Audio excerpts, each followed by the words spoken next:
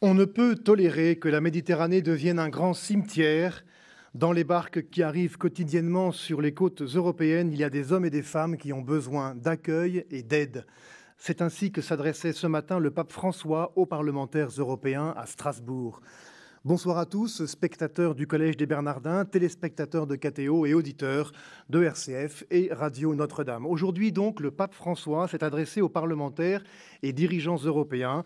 Mais il n'a pas seulement exprimé sa profonde indignation face à la situation des migrants, il a aussi, en très bon connaisseur de la question, pointé les responsabilités, les leviers, les attentes et les espérances.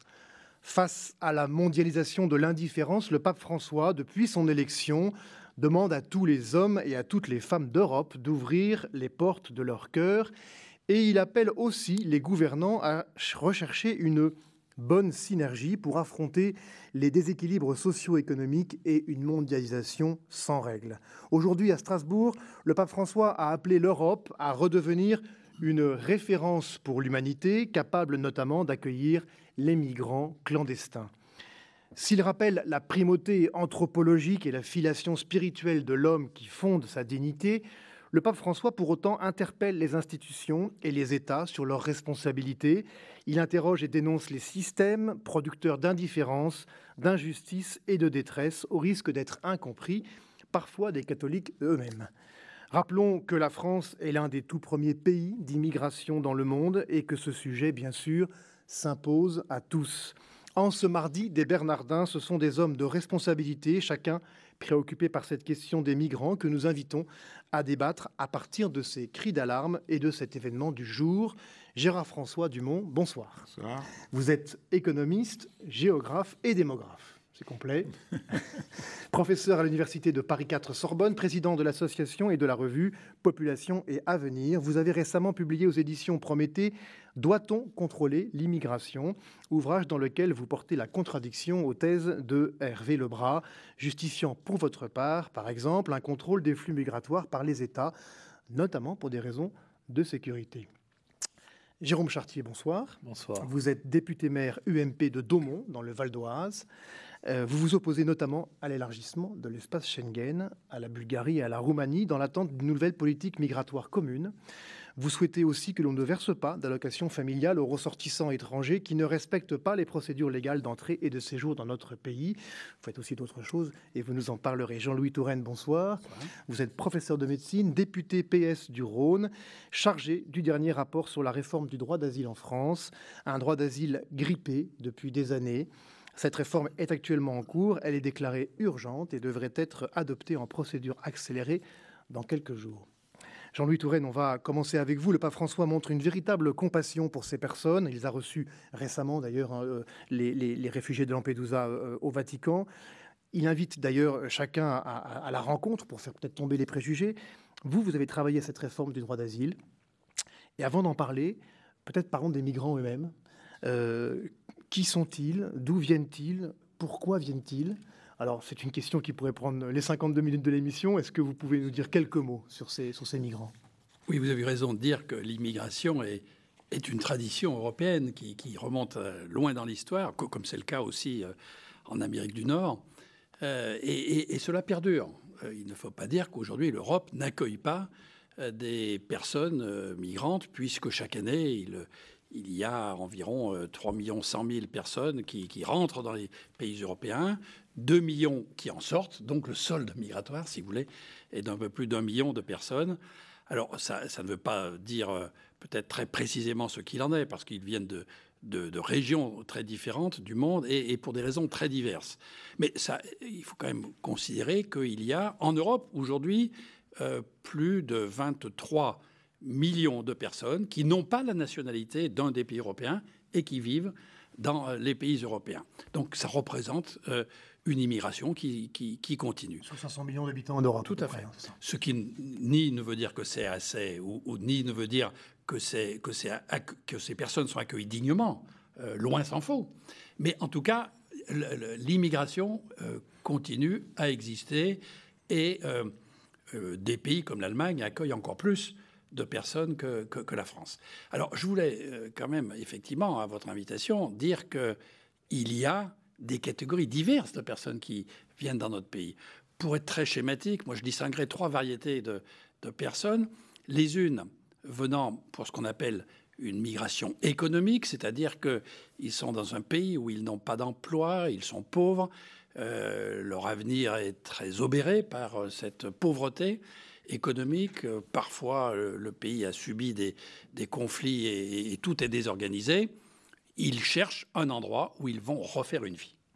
Deuxième situation, ce sont les personnes malades qui ont des maladies pour lesquelles ils n'ont pas de traitement dans leur pays, mais ils savent qu'en Europe, par exemple, ou en Amérique, ou ailleurs, il y a des médecins avec des techniques capables de les guérir, ou en tout cas de les faire vivre. Dont vous-même. Donc ils sollicitent cela. Il y a des règles qui sont différentes selon les pays, mais ils peuvent demander un dispositif qui s'appelle en France les étrangers malades, avec une prochaine loi qui, après celle sur le droit d'asile, interviendra et définira mieux encore les frontières de cette activité pour les étrangers malades. En sachant que la France, comme la plupart des pays, considère qu'ils ont tous les droits d'être soignés, mais que si dans leur pays il y a des soins d'égale qualité, ils ont la possibilité aussi d'être soignés dans leur pays plutôt que de bénéficier d'un système de santé français qui, vous le savez, est difficile à équilibrer sur le plan budgétaire. Et la troisième variété, ce sont les demandeurs d'asile. Mais ça, c'est une chose très spécifique. Les demandeurs d'asile sont des gens qui ont été menacés dans leur vie, au niveau de leur pays d'origine, pour leurs convictions, leurs opinions politiques, leurs croyances, pour leur orientation sexuelle, pour des raisons diverses. Et évidemment, pour eux, partir de leur pays est une condition de vie ou mort. Et donc, ils demandent à être reconnus comme réfugiés politiques ou en tout cas bénéficiaires de ce droit d'asile. Ils viennent dans nos pays européens. 450 000 en moyenne par an viennent dans les pays européens avec cette demande d'asile. En France, c'est 66 000 par an. Et alors sont analysés dans des structures qui s'appellent l'OFPRA, la CNDA, qu'importe, leur dossier. Au terme de cette analyse, dans la plupart des pays européens, un taux à peu près comparable de 1/4 de ces personnes sont reconnues comme véritablement relevant du droit d'asile. C'est-à-dire qu'ils deviennent français. Ils deviennent réfugiés. Oui. Et ils ont tout un tas de droits qui leur sont attribués, possibilité de s'intégrer, possibilité de refaire une vie avec un travail, avec un logement. Et ils ont certaines protections même. Parce que quelquefois, les menaces perdurent ici. Il faut savoir que des menaces politiques violentes, quelquefois, sont prolongées au-delà des frontières. Donc ces gens... pour 1/4 d'entre eux sont réfugiés. Mais les 3/4 sont déboutés de droit d'asile. C'est-à-dire que ce sont des gens, et c'est pourquoi il faut réformer cette situation, sont des gens qui viennent parce qu'ils se disent, associés à cette demande d'asile, on nous accorde tout un tas de droits et de possibilités. Donc même si on n'est pas vraiment dans ce statut-là, eh bien on va commencer par demander cela. Comme la France est un petit peu laxiste et qu'elle met 2 ans pour statuer sur notre cas, pendant 2 ans, nous aurons droit à tous les avantages sociaux et tous les moyens de protection et l'aide et l'hébergement et des allocations qui nous permettront de pouvoir nous implanter dans ce pays et voir après, au bout de 2 ans, quand on sera débouté, comment nous organiser. Mais ceci, vous le reconnaissez, n'est pas la situation idéale. La situation idéale serait que les demandeurs d'asile authentique passent par la filière de la demande d'asile, les demandeurs d'immigration économique passent par celle-ci et les malades passe par le dispositif des étrangers malades. Est-ce à dire en vous écoutant que les demandeurs d'asile savent avant d'arriver qu'ils vont, entre guillemets, profiter d'un système, etc. Parce qu'on a plutôt la vision de ces personnes qui sont un peu perdues, qui sont toujours arrachées d'ailleurs à leur pays d'origine. C'est quand même très souvent des drames. Ce sont toujours des gens en grande difficulté. On a du mal à imaginer qu'ils se disent, bon, même si ça ne marche pas, je vais profiter du système pendant 2 ans. Non, ils ne viennent pas profiter du système. Ils viennent et se disent, on va essayer de bénéficier de ce statut qui est assez favorable, qui a été régi déjà par la Convention de Genève, qui est revu maintenant par les directives européennes et qui protège ces personnes. Alors la réforme, c'est quoi? Vous l'avez dit. Par contre, parmi eux, un petit nombre s'engouffrent dedans en sachant pertinemment qu'ils seront déboutés. Quelquefois, ils viennent même avec ce qu'on appelle un récit, c'est-à-dire une histoire qui leur a été écrite par quelqu'un d'autre pour essayer de plaider une circonstance qui pourrait amadouer les juges ou les officiers qui statuent sur leur cas. Mais l'immense majorité, ce sont des gens pleins de bonne volonté, mais le curseur n'est pas très bien connu par eux, entre ce qu'est un réfugié politique et ce qu'est une personne qui ne se trouve pas bien dans son pays pour des raisons diverses et préfère venir dans notre pays. La frontière est quelquefois mal perçue par ces demandeurs. La réforme, Jean-Louis Touraine, c'est on accélère donc les délais de traitement essentiellement. On les répartit sur le territoire national. Il faut savoir qu'aujourd'hui, plus de la moitié sont dans 2 seules régions, l'Île-de-France et la région Rhône-Alpes, et que tout le reste de la France accueille beaucoup moins de ces personnes, ce qui veut dire que certains établissements sont sursaturés, alors que d'autres pourraient accueillir dans des bonnes conditions ces demandeurs. Et par ailleurs, une fois qu'ils sont acceptés comme tels, il vaut effectivement mieux qu'ils soient répartis sur le territoire national s'ils veulent avoir un jour une chance pour accéder à un emploi, à une implantation dans telle ou telle ville. Et par ailleurs, on va s'occuper des déboutés. Il n'y a pas des opportunités que dans l'Île-de-France ou dans la région lyonnaise. Ça se saurait. Et par ailleurs, on va s'occuper aussi des déboutés, puisqu'on crée des lieux pour les aider au retour. Tout à fait. Alors, on a envie de vous demander, mais je vais peut-être poser la question à Gérard-François Dumont. On entend bien qu'il derrière il y a une préoccupation sans doute humanitaire en tout cas, de la part de l'État d'améliorer ses conditions d'accueil des demandeurs d'asile. Mais est-ce que ça va suffire? Est-ce que, monsieur le démographe, nous ne sommes pas dans un accroissement des flux qui de toute façon n'est pas absorbable par ces réformes, toutes justifiées qu'elles sont? En fait, il faut retourner d'abord à ce qu'est la nature humaine. On est là pour ça. La nature humaine des populations, de l'humanité, c'est de vivre et travailler au pays. Et donc, la plupart du temps, lorsque des personnes quittent un pays, c'est qu'elles sont dans une situation où elles n'ont plus la possibilité de vivre et travailler au pays. Alors, soit c'est parce qu'il y a une situation politique terrifiante dans leur pays, une guerre civile, un génocide parfois, malheureusement, un régime extrêmement autoritaire comme en Érythrée, et donc la vie y est devenue impossible, le régime est liberticide. Soit c'est un pays qui a été tellement mal gouverné dans un système plus ou moins corrompu que le développement économique qui aurait été possible ne se fait pas, et donc que les personnes quittent ce pays. Prenons un exemple très simple. Les personnes d'origine algérienne que nous avons en France. La plupart d'entre eux auraient préféré rester en Algérie. Mais malheureusement, depuis l'indépendance de l'Algérie, la gouvernance de ce pays n'a pas permis un développement suffisant. Et Gérard-François Dumont, pour autant, on sait que les plus gros flux migratoires sont des flux sud-sud, finalement. Absolument, les flux sud-sud sont aussi importants que les flux sud-nord, mais il faut toujours insister sur le fait que derrière ce qu'on appelle les facteurs économiques des migrations, il y a toujours des facteurs politiques. Je vais l'exprimer à travers le cas de la Côte d'Ivoire qui symbolise bien ce que je vais préciser. La Côte d'Ivoire indépendante, donc au début des années 1960. Pendant 35-40 ans, aucun Ivoirien n'a envie de quitter son pays. Parce que le pays se développe bien, que chacun sait qu'il peut améliorer son sort en restant dans le pays.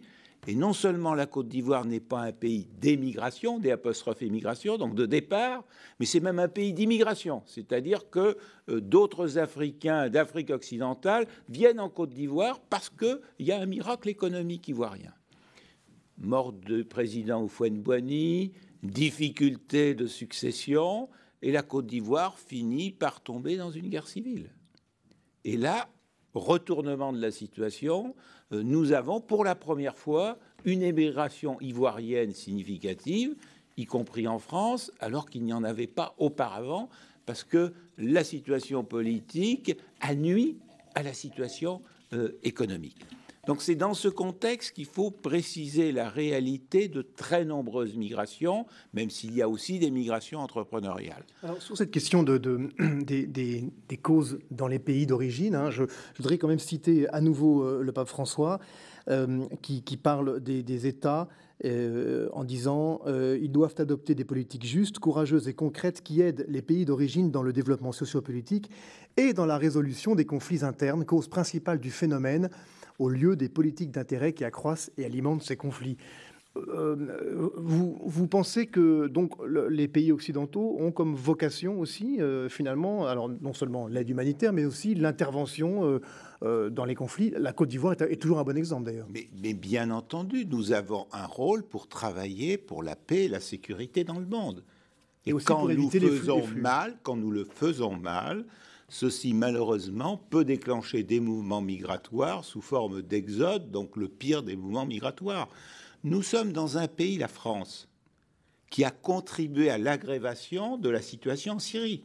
Nous avons retiré notre ambassadeur en Syrie. Comment contribuer à améliorer une situation très tendue comme elle existe en Syrie si nous n'avons pas une présence diplomatique dans ce pays? Même diplomatique, évidemment. Donc nous sommes en partie responsables d'un degré supplémentaire du conflit syrien qui a poussé des millions de Syriens à quitter ce pays. Donc notre rôle est tout à fait important en la matière, même si on ne peut pas évidemment décider de Paris et obliger des gouvernements à respecter un certain nombre de normes, mais nous devons agir dans ce sens et nous ne le faisons pas suffisamment. Prenons le cas de la Libye.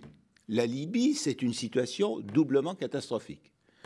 Catastrophique dans la mesure où les pauvres Libyens sont dans une situation d'appauvrissement de leur pays que nous connaissons, et dans la mesure où les ressortissants d'Afrique qui avant travaillaient en Libye du temps du régime Kadhafi n'ont plus de travail en Libye et malheureusement essaient avec des passeurs et se retrouvent en Méditerranée.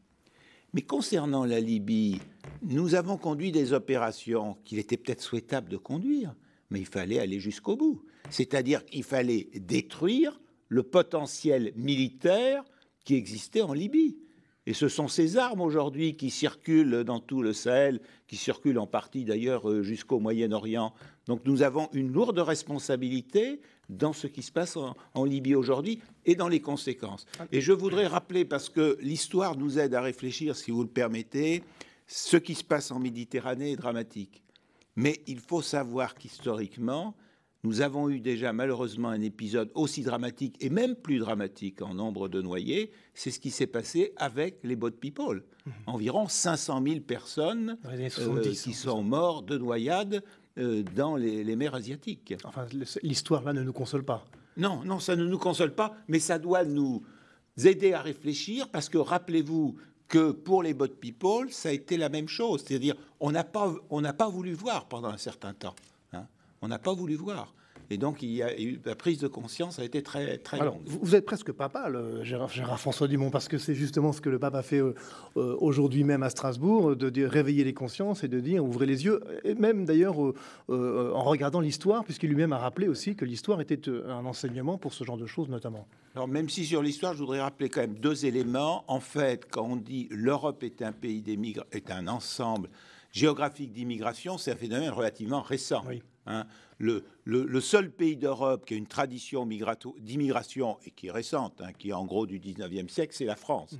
Les autres pays européens sont des pays d'immigration depuis seulement quelques décennies, avec des variations considérables, puisque l'Espagne ou le Portugal ou la Grèce ou Chypre, qui étaient devenus des pays d'immigration, ont à nouveau un sol migratoire négatif. Alors, je voudrais vous interroger, Gérard François Dumont, aussi en tant qu'expert sur toutes ces solutions dont on va parler, mais dont on parle déjà, que l'on connaît pour beaucoup d'entre elles. On a le sentiment quelquefois que régler seulement un aspect, une conséquence, est finalement contre-productif. Et qu'en même temps, personne n'a la légitimité ou le pouvoir de s'attaquer à tous les volets de la question. Est-ce qu'il n'y a pas une difficulté, vraiment finalement un nœud gordien qu'on n'arrivera pas à trancher? Parce que voilà, si on améliore les conditions d'accueil, par exemple à Calais, si on rouvre un centre de jour, on va créer une aspiration et augmenter les flux, entretenir les filières. Voilà, certains vont s'engouffrer dans cette brèche pour dire regardez, on a eu tort d'ouvrir ce centre de jour. Et on a le sentiment que finalement, par quelque côté qu'on prenne le problème, on risque de l'empirer plutôt que de le résoudre. Est-ce que le géographe et le démographe a une vision de ça? Ma vision, c'est qu'en France, on est dans une situation tout à fait particulière. dans la mesure où on n'a pas de système d'information démographique et de connaissance des migrations suffisamment fines qui nous permettent de déployer une politique adaptée. Alors on a peur des fichiers. Si je vais en Espagne, je n'ai pas dit que la situation était parfaite en Espagne, mais elle est totalement différente de la France. Il y a dans chaque commune ce qu'on appelle le padron, c'est-à-dire en fait un registre de population. Et quand un migrant arrive, il vient s'inscrire sur le registre de population. Même si c'est un migrant en situation irrégulière, il vient s'inscrire sur le registre de population. Pourquoi ? Parce qu'il faut qu'il soit inscrit sur le registre de population s'il veut bénéficier de l'assurance maladie, enfin de l'équivalent de notre aide médicale d'État. Il faut qu'il soit inscrit s'il a des enfants pour pouvoir les inscrire à l'école. Donc on le connaît. Donc le jour où l'Espagne a régularisé ces migrants, il y avait deux conditions. Première condition, être inscrit sur le registre de population de sa commune. Et deuxièmement, c'était les employeurs qui devaient déclarer qu'ils étaient d'accord pour régulariser leurs migrants. Donc les 700 000 immigrants que l'Espagne a régularisés en 2005, c'était des gens qui avaient un travail. Qui avaient commencé une intégration. Et d'ailleurs, ça a rapporté. Le ministre du gouvernement espagnol chargé de ce dossier a dit « Mais notre régularisation, c'est 700 000 personnes qui travaillaient au noir, qui désormais payent la sécurité sociale et payent des impôts. » Donc, vous voyez, ça a été un avantage considérable. Donc, moi, je considère que la priorité des priorités, c'est déjà avoir une bonne connaissance. Et d'ailleurs, ça nuit à nos débats politiques. Parce que depuis des décennies, on voit bien qu'il y a un certain nombre d'élus qui peuvent dire à peu près n'importe quoi sur les flux migratoires, comme sur leur origine géographique, et on ne peut pas les démentir parce qu'il y a une inexactitude. Nos parlementaires qui sont ici... On va écouter l'autre parlementaire. Non, je termine juste sur ce point-là. Nos parlementaires qui sont ici, il faut savoir, c'est dans les années 80, vous allez me dire l'exemple que je vous donne, mais il est quand même parlant. Bon, le gouvernement de 1982 avait décidé d'arrêter l'immigration. Mauroy. Donc, ça a été traduit par le fait, eh bien, le sol migratoire de la France est égal à 0. Donc, pendant plusieurs années, le gouvernement a distribué aux parlementaires un document sur lequel il y avait écrit « sol migratoire 0 », ce qui, évidemment, n'était pas la réalité et n'était pas fondé. Et on pourrait multiplier ce genre d'exemples. Jérôme Chartier, vous êtes, vous, un partisan d'une politique d'immigration plus ferme. Vous êtes un peu dans la ligne, d'ailleurs, que vient peut-être d'évoquer Gérard-François Dumont. Vous êtes pour autoriser les statistiques d'origine. En France, aujourd'hui, c'est interdit. Nationalité, origine géographique. Pour aller vers des quotas, jusqu'aux quotas, c'est ça ? Oui, c'est ça. C'est pas, je ne sais pas si c'est plus ferme ou moins ferme. Je crois que c'est une politique d'immigration assumée. Notre vraie difficulté en France, sur le plan politique, c'est qu'on n'a jamais décidé d'assumer l'immigration alors qu'elle existe. C'est un fait. C'est pas une chance, c'est pas une malchance, c'est un fait. Il y a, depuis, comme le rappelait à l'instant mon voisin, depuis le 19e siècle, un solde d'immigration qui existe en France. Il y a des immigrés qui viennent sur le territoire français. Voilà, il faut l'accepter comme tel, il faut le considérer, il faut surtout conduire une politique. Conduire une politique, c'est d'abord savoir de qui l'on parle et de quel volume on parle. On connaît grosso modo le volume, mais en vérité, on a un mal fou aujourd'hui à dire quelles sont, c'est vrai, les origines géographiques de provenance, c'est-à-dire les pays. En l'occurrence, moi je pense toujours à l'exemple qui, pour moi, est assez parlant, qui est l'exemple du Canada, qui est un pays qui a été pendant longtemps un modèle d'intégration. Le Canada pratique la politique des quotas depuis toujours dans sa politique d'immigration, en l'occurrence, obtient des résultats. Et à quoi ça sert de pratiquer des quotas ? Ça sert tout simplement à faire en sorte que ne se forment pas des communautés au sein d'un pays tel que le Canada. Le risque communautaire en France, c'est un risque très fort. Pourquoi ? Parce que dès lors qu'une communauté se forme, alors il n'y a pas d'intégration, d'assimilation, on y reviendra peut-être tout à l'heure sur la différence entre les deux termes, possible. Or, elle est nécessaire que vous souhaitiez devenir français ou que vous souhaitiez rester en situation légale sur le territoire national, mais avec votre nationalité d'origine. Vous avez de toute façon besoin d'être intégré à une communauté française, à une communauté en France. et en l'occurrence à trouver votre place. Mais ça veut dire, ce que vous dites, Jérôme Chartier, en fait, c'est que certaines personnes, s'ils sont hors quota, ne rentreront pas en France. Mais ça signifie que si certaines personnes, comme vous le dites, viennent trop massivement d'un pays d'origine, eh bien, à un moment de temps, ça sera l'occasion d'un débat au Parlement, parce que je suis aussi d'accord avec ce qui a été dit, on a trop l'habitude de passer la politique d'immigration sous le tapis. De le faire sans consulter la représentation nationale, il faut le faire. Il faut le faire devant les Français, il faut le faire au Parlement, il faut que chaque année, on ait un débat au Parlement sur la politique d'immigration, qu'on le fasse de façon extrêmement transparente, et je leur ai dit, assumez.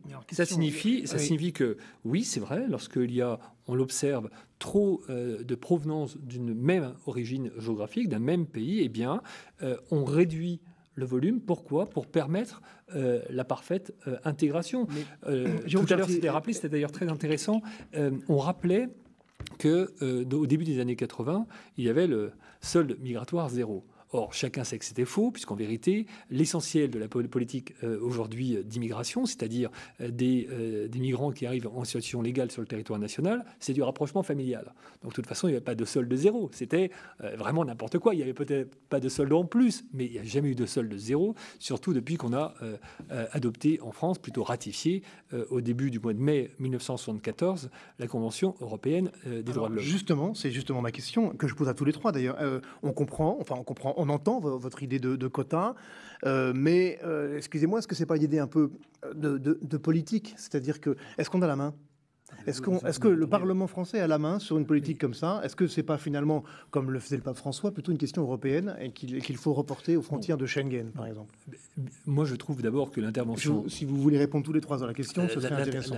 Jérôme Chartier. L'intervention du pape François, aujourd'hui, a été extrêmement utile aux politiques. Pourquoi ? Vous auriez été debout, vous auriez applaudi aussi ? Bien sûr, parce que ça engage les politiques vers une prise de conscience obligatoire. Ça veut dire que les politiques ne peuvent plus balayer sous le tapis, c'est fini. Mais sur cette question des quotas, est-ce que vous pensez que c'est vraiment une affaire du Parlement français aujourd'hui ?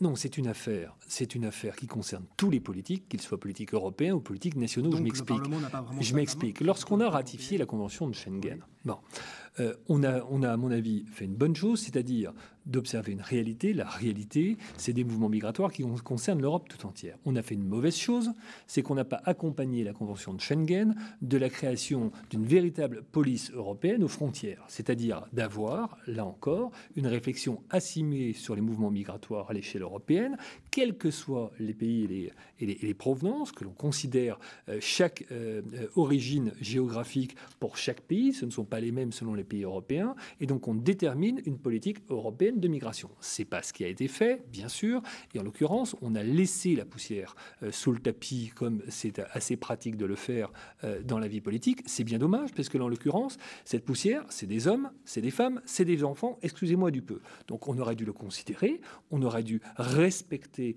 toutes ces personnes qui viennent en France, que ce soit en situation légale ou en situation illégale, que l'on pense d'abord à elles et qu'on pense à la façon dont on pouvait les accueillir dans les meilleures conditions, et pas seulement en France, aussi au niveau européen. Mais est-ce que pour autant, chaque pays peut fixer ses propres quotas au sein d'une Europe qui déciderait de laisser passer selon...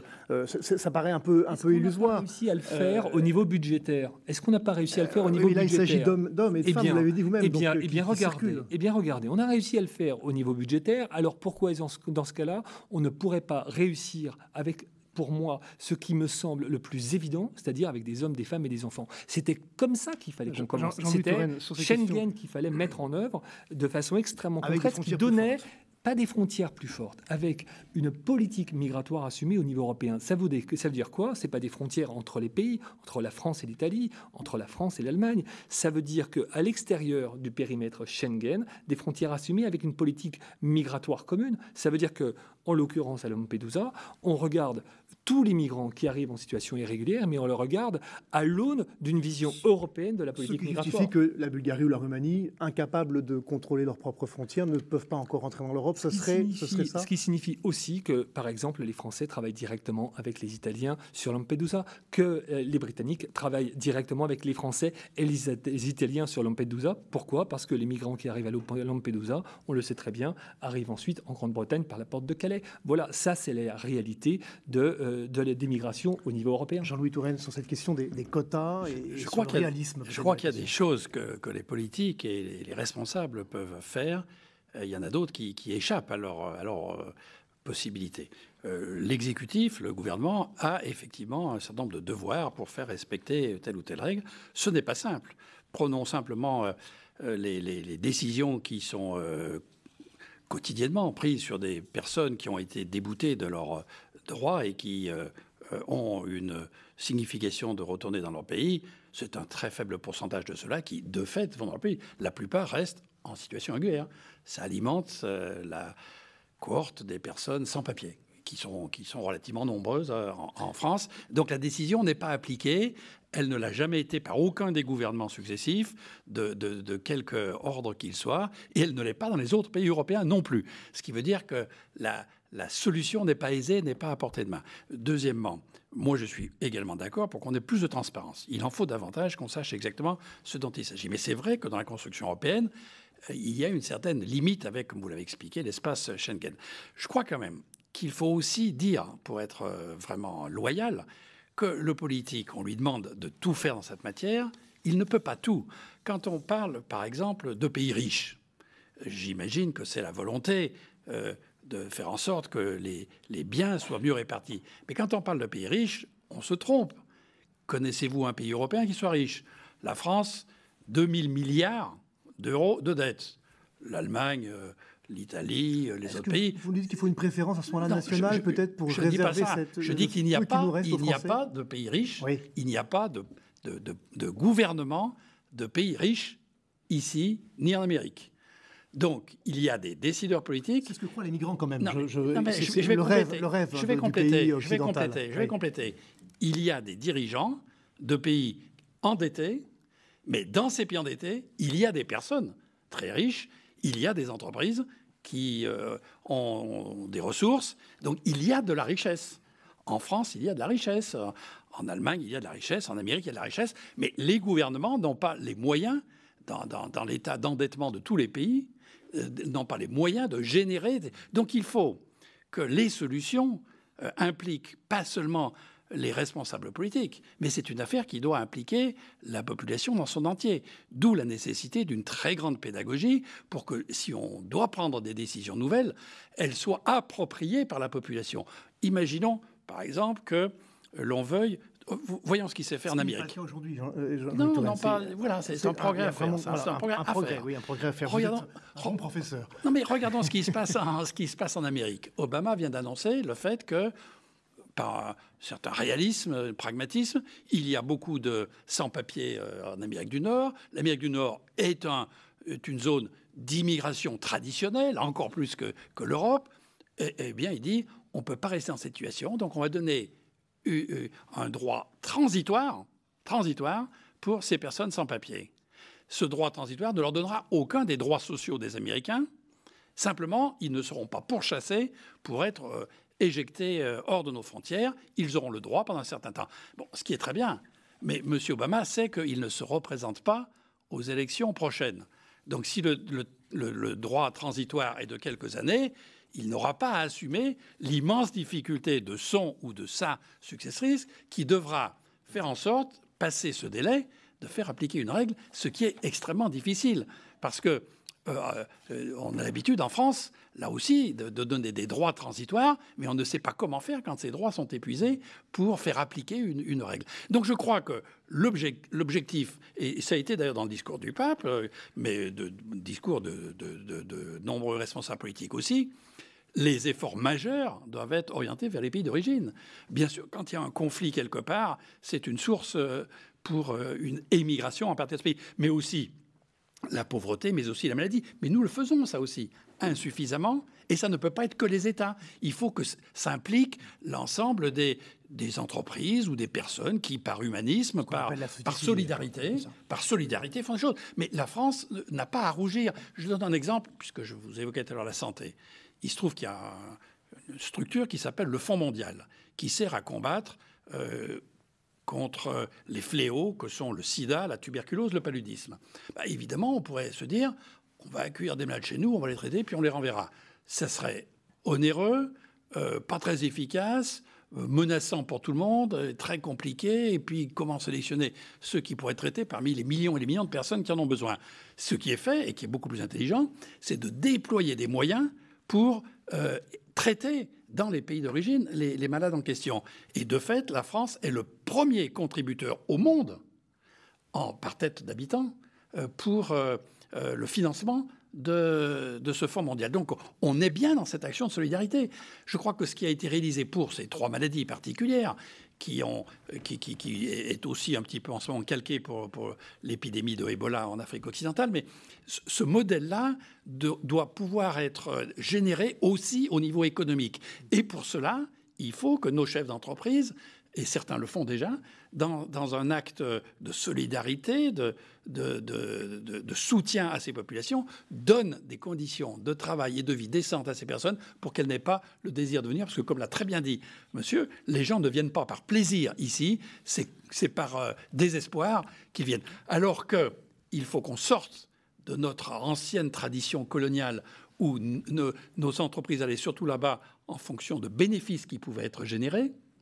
Il faut qu'on aille là-bas en fonction de l'apport qu'on peut réaliser en termes d'emploi, en termes de survie pour les populations des pays en difficulté. Donc vous dites que le tableau n'est pas complètement noir, l'indifférence n'est pas totale, il y a quand même des choses qui se font et il faut être optimiste. Je voudrais vous passer la parole, cher François Dumont, mais simplement citer quand même le pape ce matin qui parlait du travail européen nécessaire en disant « L'absence d'un soutien réciproque au sein de l'Union européenne risque d'encourager les solutions particularistes aux problèmes qui ne tiennent pas compte de la dignité humaine des immigrés, favorisant le travail d'esclaves et les tensions sociales continuelles. » Donc on voit bien, enfin le pape résume, si je peux me permettre, ce que vous avez dit sur l'importance d'une solution concertée, mais est-elle possible ? Attendez, dans cette phrase du pape, je pense qu'il ne pense pas qu'à l'Europe.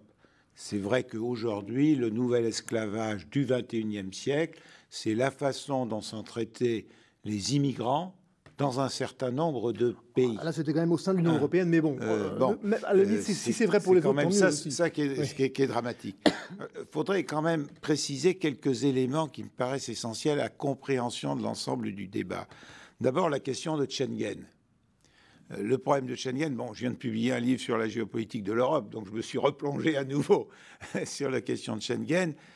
Schengen, c'est un peu le problème de l'Union européenne, c'est-à-dire qu'on a fait des élargissements beaucoup trop rapidement, sans prendre les mesures permettant de supporter ces élargissements.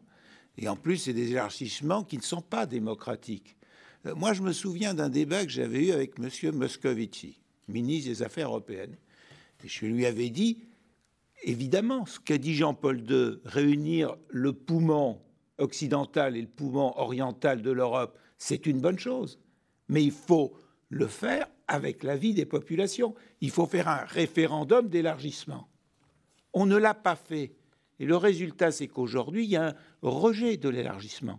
Alors qu'on aurait fait un référendum, eh bien, les gens auraient voté le référendum.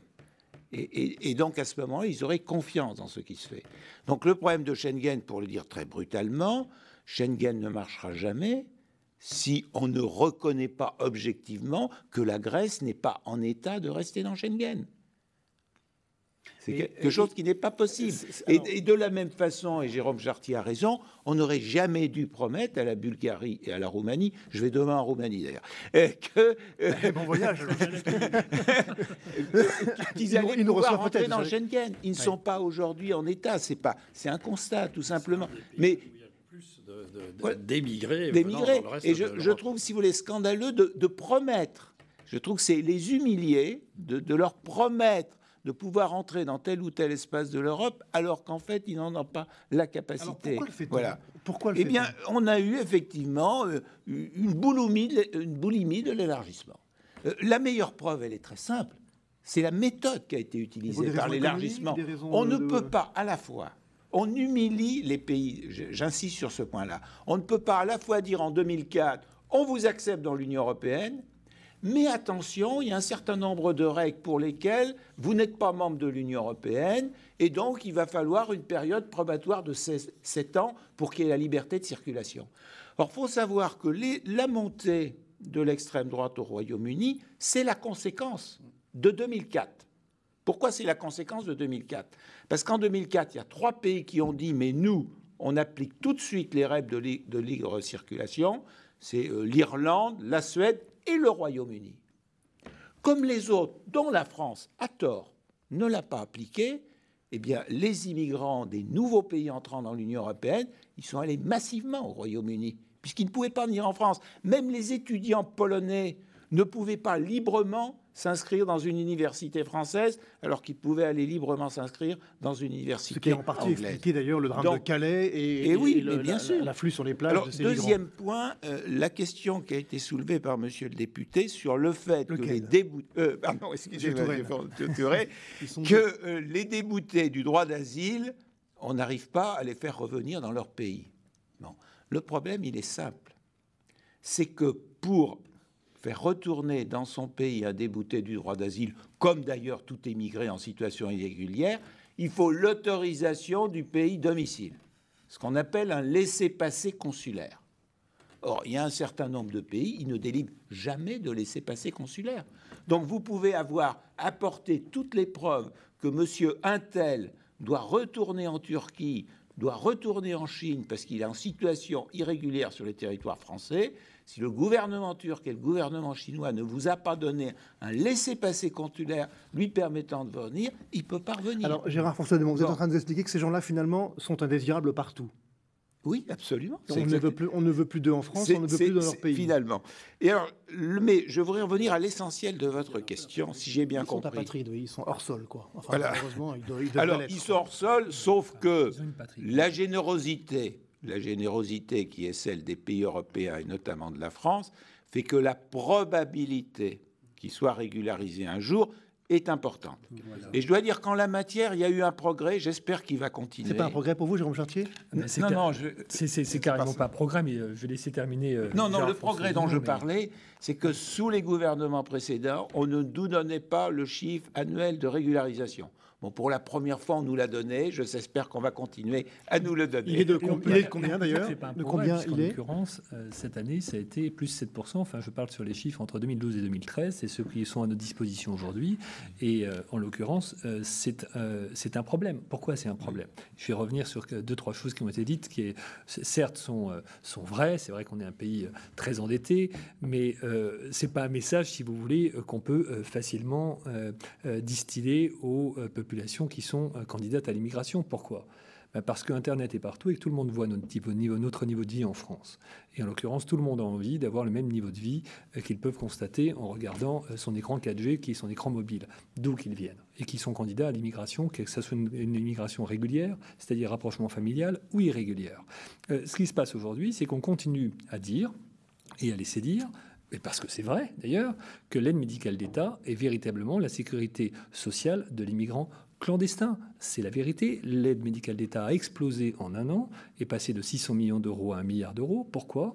Parce qu'on continue à rembourser dans des conditions qui sont absolument hallucinantes l'ensemble des frais médicaux, alors même qu'à l'origine, l'aide médicale d'État avait été conçue pour ce qui me semble un excellent objet, en l'occurrence pour lutter contre les maladies graves, et en l'occurrence qui avait donné d'excellents résultats. Donc oui, bien sûr, il faut poursuivre une politique de dispense de frais médicaux pour les maladies graves, mais lorsque vous réalisez qu'on a réussi à rembourser des détections de fertilité au titre de l'aide médicale d'État, je ne sais pas si vous réalisez à quel point on est totalement sorti du principe de lutte contre les maladies graves pour créer cette sécurité sociale du migrant clandestin. Voilà la réalité. Point supplémentaire sur... point supplémentaire, je vais terminer... professeur de médecine j'ai quand même terminé sur le co-développement parce que c'est un point qui m'est cher et en l'occurrence qui est un point qui m'est cher, sur lequel, à mon avis, on a sans doute la solution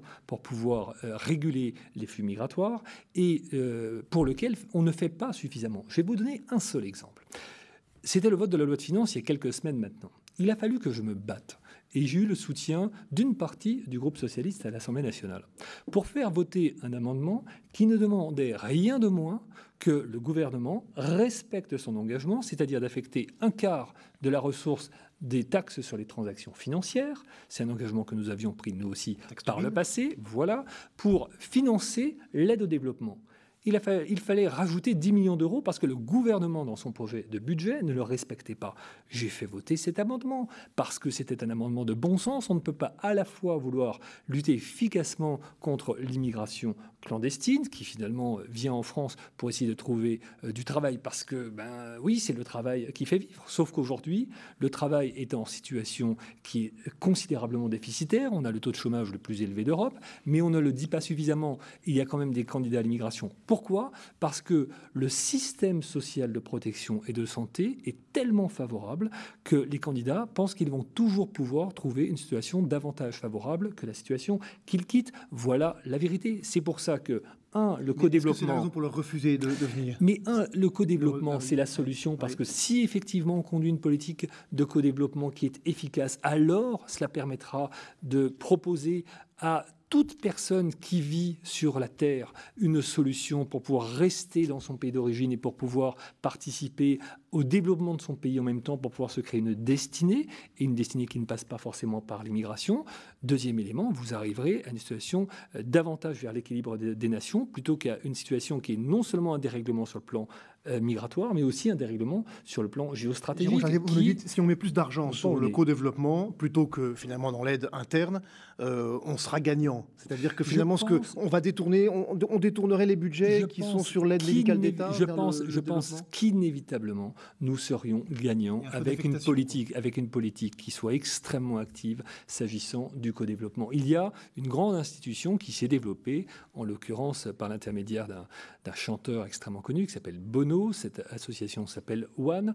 Le principe de One, c'est justement de pousser l'ensemble des pays à s'engager dans une démarche de co-développement. C'est notamment ce chanteur, Bono, qui a poussé le principe de l'affectation de la taxe sur les transactions financières qui s'est développée un peu partout dans le monde pour pouvoir financer le co-développement. Voilà des initiatives que moi j'encourage et qu'à mon avis, n'importe quel responsable politique doit encourager. Vous êtes d'accord avec Jean-Luc Touraine pour dire que ça ne vient pas des politiques, les initiatives. Mais en même temps, elle ne vient pas des politiques. Pourquoi ? Parce que les politiques ont failli, monsieur. Parce que si les politiques remplissaient... Pas seulement ceux je ne fais pas, si vous voulez, de débat droite-gauche dans l'affaire. J'estime aujourd'hui qu'il y a une faillite du politique d'une façon générale. Pourquoi ? Parce que le politique n'a pas voulu assumer une politique d'immigration qui soit transparente et qui soit efficiente. Et pour qu'elle soit efficiente, il faut qu'elle soit assumée. En l'occurrence, François Fillon a monté une association qui s'appelle Force républicaine, a lancé un débat extrêmement courageux et assumé sur l'immigration et propose rien de moins qu'un débat au Parlement pour fixer les quotas chaque année. De différer le fait que l'on puisse bénéficier de la protection sociale lorsqu'on arrive sur le territoire national au terme de 2 ans. Pourquoi ? Pour éviter d'encourager de façon... Et ce qui serait un dispositif qui concernerait aussi les rapprochements familiaux. Simplement pour pouvoir encourager l'immigration légale, puisque je le redis, l'immigration légale via les rapprochements familiaux, c'est l'essentiel aujourd'hui de l'immigration sur le territoire français. On va revenir là-dessus. Je voudrais juste quand même sur l'aide médicale d'État. Un troisième et dernier point, et je termine sur Schengen, parce que Schengen, c'est très important. Un Schengen plus, c'est essentiel. Ça veut dire qu'il faut de toute façon qu'on revoie Schengen pour créer cette logique européenne de la gestion des flux migratoires. Jean-Louis Touraine, sur la question de l'aide médicale d'État, vous êtes... Oui, les chiffres qui ont été présentés ne sont pas tout à fait les chiffres officiels, mais qu'importe. Il est vrai qu'il y a eu une dépense qui a progressé. Il faut aussi dire que plus de personnes en ont bénéficié parce qu'actuellement, les gens consultent avant les phases évoluées de maladie pour pouvoir, et c'est bien, être traités plus précocement. C'est d'ailleurs important en santé publique que les gens, par exemple avec une infection, se traitent rapidement plutôt que de risque de répandre l'épidémie. Mais de fait, après la loi sur l'asile, dont vous avez dit qu'elle interviendrait dans les toutes prochaines semaines, il y a une deuxième loi sur les droits des étrangers en France. Et en fait, c'est une loi qui définira les droits et les devoirs, des étrangers, avec à l'intérieur un chapitre concernant les malades.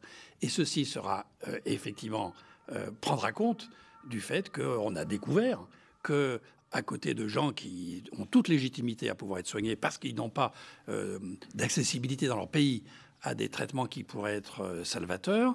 À côté de ça, il y a des choses qui sont beaucoup moins nobles. Il y a effectivement des filières qui s'établissent. Prenons l'exemple de l'insuffisance rénale. Les malades qui sont, par exemple, dialysés, eh bien, dans leur pays, il faut qu'ils payent un peu pour se faire traiter. C'est un traitement très cher.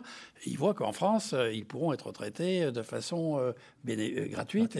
Et donc, eh bien, ils contactent quelqu'un qu'ils payent, qui leur servira de passeur, et qui va les amener où il faut, comme il faut, pour ensuite prendre. Et une fois qu'ils sont dialysés en France, ils disent « Oui, mais c'est encore mieux d'être greffé que d'être dialysé. » Donc, ils se feront inscrire pour avoir une greffe de rein, par exemple. Et ensuite, eh bien, une fois qu'ils sont là, eh bien, ils ne pourront pas repartir dans le pays parce qu'il faut donner un traitement anti-rejet à vie. Donc, ils resteront là. Et ensuite, eh bien, si c'est un mineur, il faudra que ses parents viennent. Donc, il y a des situations de fait qu'il faut analyser. Et la solution importante, que nous avons déjà appliquée dans le passé, mais qu'il faut développer davantage, c'est l'aide aux pays concernés. Parce que dans l'ex-Yougoslavie, avant la guerre de Yougoslavie, on avait déjà été, et j'y ai participé, former les médecins et chirurgiens yougoslaves pour faire des greffes. Aujourd'hui, il faut faire la même chose au Kosovo, il faut faire la même chose en Albanie, il faut faire la même chose dans l'Europe de l'Est, et puis que ces malades soient soignés dans leur pays. Parce qu'en France, non seulement ça menace certains équilibres économiques, mais ce qui est plus grave encore, c'est qu'il y a déjà une pénurie d'organes pour faire les greffes qui sont nécessaires dans notre pays. Si on augmente le nombre de demandeurs avec déjà une pénurie d'accès aux organes pour les greffes, eh bien, ça va créer un déséquilibre insupportable. Donc, il y a toute raison pour faire en sorte qu'avec un prix, en définitive, assez modique, on puisse former les équipes des pays concernés pour qu'ils aient une prise en charge de ces problèmes. On arrive à la fin du débat. On arrive à la fin de notre temps. Je voudrais juste vous entendre sur une chose. Oui, Gérard François Dumont, peut-être en quelques secondes qu'on arrive à la fin du débat. Oui, le vrai problème, et ça a été mis en évidence à travers tout ce qui a été dit, c'est qu'on comprend maintenant pourquoi la France est dans une situation totalement anormale en Europe. Qu'est-ce que l'on constate dans l'Europe d'aujourd'hui? Les pays dont la situation économique s'est détériorée après la crise de 2008 ont vu leur solde migratoire positif baisser considérablement et parfois s'inverser. Les pays dont la santé a été meilleure ont vu leur attirance migratoire augmenter. Et la France, dont la santé économique est mauvaise, continue d'avoir une attirance migratoire.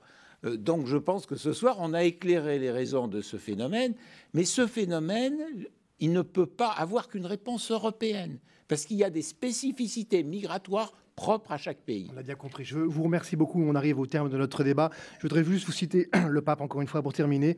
Fin octobre, devant 200 personnes qui représentaient des mouvements populaires, avec son humour réputé, il a pointé le paradoxe de la question des plus pauvres, des sans-droits, en leur disant « Une terre, un toit et un travail, c'est ce pourquoi vous luttez. Ce sont des droits sacrés. » C'est étrange, mais si je parle de cela, il en ressort pour certains que le pape est communiste, a-t-il commenté avant de s'expliquer. On ne comprend pas que l'amour pour les pauvres est au centre de l'Évangile. Jean-Louis Touraine, Gérard François Dumont et Jérôme Chartier, merci beaucoup d'avoir été ici ce soir. Merci de votre présence et de votre engagement sur ce débat. Je rappelle que la Journée mondiale des migrants aura lieu le 18 janvier 2015. Je voudrais citer encore quelqu'un d'autre pour terminer complètement. Faisons en sorte que les migrations bénéficient tant aux migrants qu'aux pays. Nous devons cela aux millions de migrants qui, par leur courage, leur dynamisme et leurs rêves, contribuent à faire de nos sociétés des sociétés plus prospères, résilientes et diverses. C'est signé Ban Ki-moon, secrétaire général de l'ONU. Bonsoir à tous.